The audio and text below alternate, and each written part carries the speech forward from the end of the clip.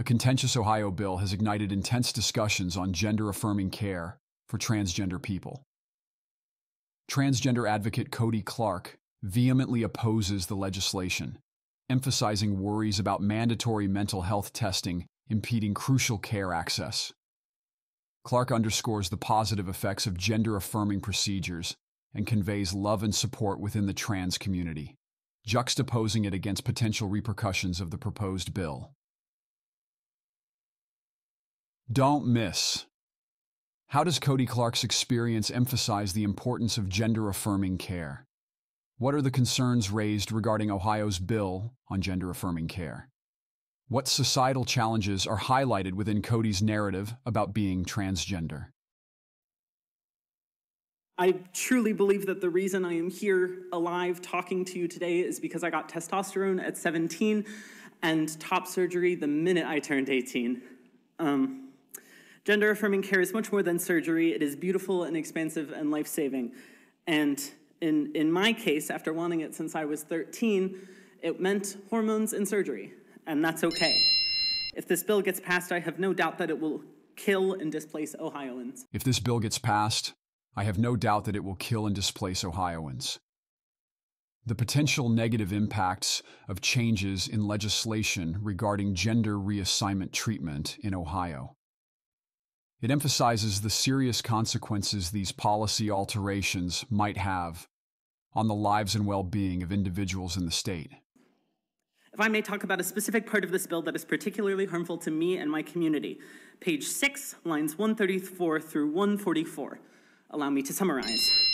Nobody shall be granted gender-affirming care without first being tested for mental illnesses, neurodivergencies, and trauma of all types. Nobody shall be granted gender-affirming care without first being tested for mental illnesses, neurodivergencies, and trauma of all types. The bill includes a section dedicated to conducting a thorough evaluation of mental health before providing gender-affirming care. The focus is on ensuring a careful and considerate process that gives top priority to the safety and well-being of individuals seeking such care. First of all, this is a slap in the face to trans autistics like myself who are infinitely deserving of both mental and gender-affirming care. Second, the reason I had and have depression, anxiety, and trauma was due in large part to the hate crimes that I experienced because of existing as trans. The reason I had and have depression, anxiety, and trauma was due in large part to the hate crimes that I experienced because of existing as trans. The focus lies on the mental health effects of hate crimes, emphasizing the need to combat violence and discrimination. It delves into how societal factors can lead to mental health struggles, highlighting the importance of uncovering the root causes.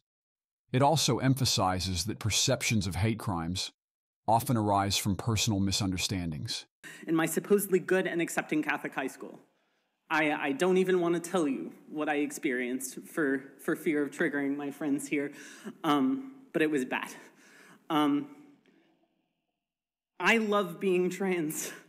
My partners are trans, my best friends are trans, my sibling is trans. I would choose being trans in every single lifetime. The trans community is the single greatest joy of my life. My shirt, if you can't read it, says, "You are lucky to be loved by a trans person." I feel that love every day, and I almost feel bad that the people pushing this bill and those who wake up every day and choose violence alienate themselves from that love from their family, community, and constituents. Trans people are proof of a love that has lasted for generations that most people can't even imagine. Trans people are proof of a love that has lasted for generations that most people can't even imagine. The enduring love within the transgender community, emphasizing unity and resilience.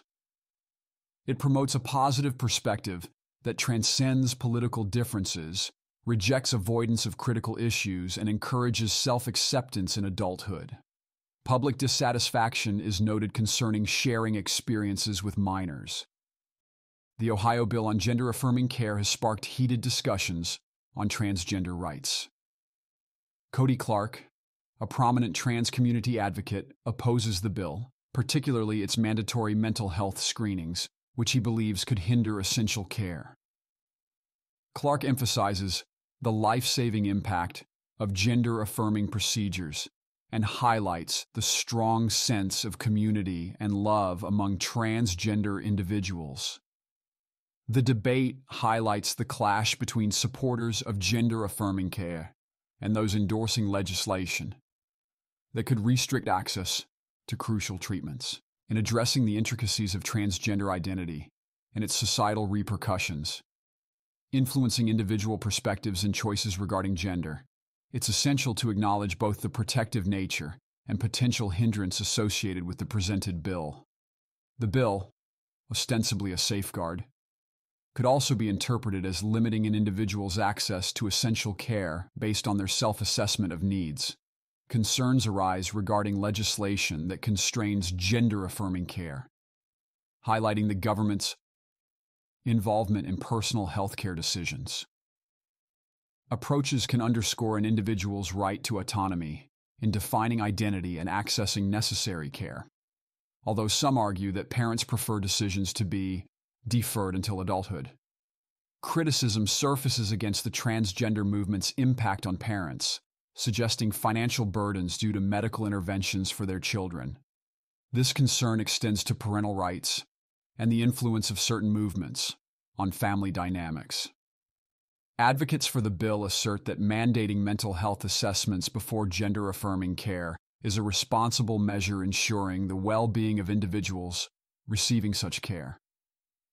The notion of forming diverse friendships within the transgender community raises questions about an individual's social identity and the significance of varied relationships in shaping personal perspectives. Public apprehension focuses on distinguishing between minors and adults, emphasizing minors' need for parental protection. Concurrently, concerns emerge about potential discord within the transgender community and its impact on family harmony. Modern conscientious parents aspire to witness their child's proper and healthy growth. Comments questioning the choice aspect of becoming transgender may reflect positions scrutinizing the intricacy of identity, concentrating on personal identity, nature, and the perceived choices individuals believe they have or lack in defining themselves. What do you think? Laura Robertson Boyd, a concerned mother, candidly shares her distressing journey with her 2 transgender children. Initially expressing fears about the potential risk of suicide for her kids, her concerns tragically materialized as both attempted suicide. Robertson Boyd underscores the real and immediate threat of suicide within the transgender community, emphasizing the pressing need for increased understanding and support. Don't miss. What are the major concerns parents of transgender children have? How prevalent is the risk of suicide among transgender youths? What factors contribute to the distress experienced by individuals with gender dysphoria? We could stop the conversation there, but let's talk about how it impacts us personally. Again, when I first started writing testimony 2 years ago, I shared that my greatest fear for my 2 transgender children as a parent is the risk of suicide. My greatest fear for my 2 transgender children as a parent is the risk of suicide. On the immediate impact of addressing parental concerns about the well-being of transgender youth, it highlights the acknowledgement of the challenges faced by transgender individuals, emphasizing the crucial role of parental support in navigating the complex terrain of mental health. We've heard about that a lot tonight, and it's real. It's not hypothetical. Since I first wrote those words, it went from being a fear to being a reality. Both of my children have attempted suicide. Both of my children have attempted suicide. Raising awareness and cultivating empathy for the profound mental health struggles faced by the transgender community is likely. Focusing on the common goal of promoting mental well-being holds the promise of sparking conversations about the crucial need for robust mental health support and strategies specifically designed to address the unique challenges experienced by transgender individuals. I have so much more passion I could share with you, but I will stop there. I have so much more passion I could share with you, but I will stop there. Suggest that references to increased passion may convey a deep emotional connection to the subject, reflecting empathy driven by personal experiences and emotions guiding advocacy. Choosing to stop at this juncture could signify a recognition of boundaries or an awareness of the emotional weight linked to the topic. Yay.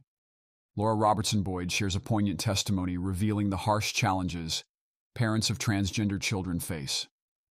Initially apprehensive about the potential suicide risk, her fears turned into a devastating reality as both her children attempted to take their own lives. Through her account, Robertson Boyd emphasizes the urgent need for heightened awareness, empathy, and support to tackle the severe issue of suicide within the transgender community. Parental worries regarding their children's well-being, compounded by the private battles faced by mothers and their apprehensions about their children's futures, particularly concerning sensitive matters like gender incongruity, loom large.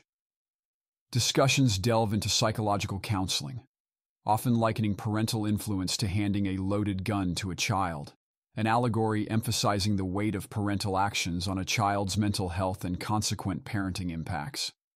Examining maternal conduct in relation to a child's gender discordance.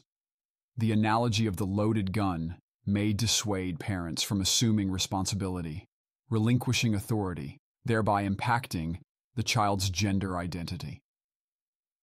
Minors, grappling with conflicting self-assessment, seek guidance from their parents, who hold the pivotal role in steering them along the right path. Mid discussions on gender incongruity and suicide attempts, the discourse exposes the intricate challenges surrounding mental health and gender identity. Personal accounts of a mother detailing her children's suicide attempts unveil the psychological toll on the family, echoing existential fears and the quest for meaning post-trauma. This narrative underscores the depth of emotional distress experienced by both mothers and children, contrasting parental accountability against its potential impact on a child's gender identity. The pandemic saw a surge in transgender transitions, attributed partly to increased government control, fostering isolation among children, leading them to cultivate alternate personas through reliance on social media. The foremost role in dismantling these false selves falls upon the closest parent, despite their own apprehension and pain, uniquely positioned to discern their children's true selves amid this turmoil. What do you think? I promote myself and my videos. Hello, I'm Bong Sim, a Canadian resident of Asian descent. During the day, I work as a professional counselor, and at night, I do Uber food delivery. Instead of speaking in my videos, I prefer to express myself through writing. In today's world, speaking the truth can have serious consequences, both for my professional life and personal well-being.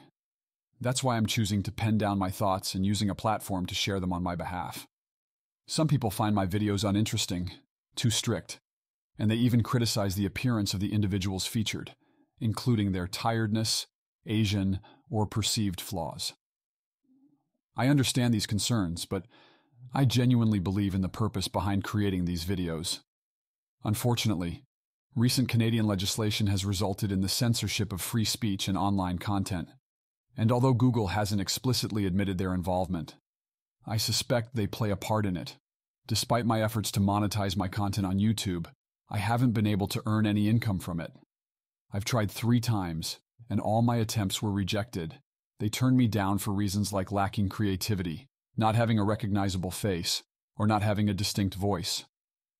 Nevertheless, I've made several adjustments to my videos, hoping to overcome these challenges. If you share my belief and support what I'm doing, I would genuinely appreciate your backing.